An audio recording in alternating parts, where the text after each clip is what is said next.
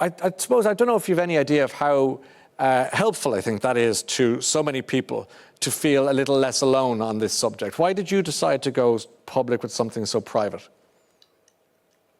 I think it took me a long time. I didn't talk about it for like a year or so. And also I found out from my doctor that 1 in 3 women experience miscarriage. And I'm sure a lot of women probably experience it not knowing or not telling as well. And that really surprised me. I didn't know that. I didn't realise that figure. But then I also didn't want to be the poster girl for miscarriage. If you speak about something, suddenly you're the go-to person. And you also need to heal yourself and move on and do other things because it doesn't define you. But I wrote it because actually Hot Press, actually Niall Stokes from Hot Press was doing an anniversary issue.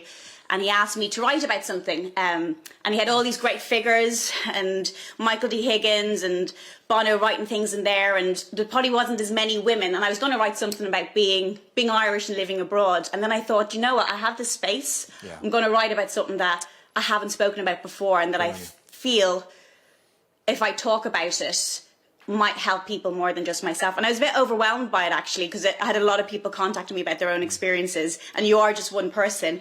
But I'm so happy I wrote that because it was a lot more authentic than kind of writing just a generic piece of what I thought they wanted. Yeah, and it took a lot of courage to write it, but I'm delighted to hear you got that feedback, that people said thank you for sharing it because it made it a little, as I say, less isolated for us. Yeah, and everyone's story is different. Everyone's journey is different as well, and that's what you learn. I came from a different point of view. I felt guilty because I wasn't prepared for it, and I was trying to navigate, like, what do you do when you're not ready for something, and then you get ready, and then it's taken away from you. And then I have friends who've been trying for a long time, and you feel guilty that you have these mixed experiences. But I think storytelling for me is very important. That's why I love interviewing people.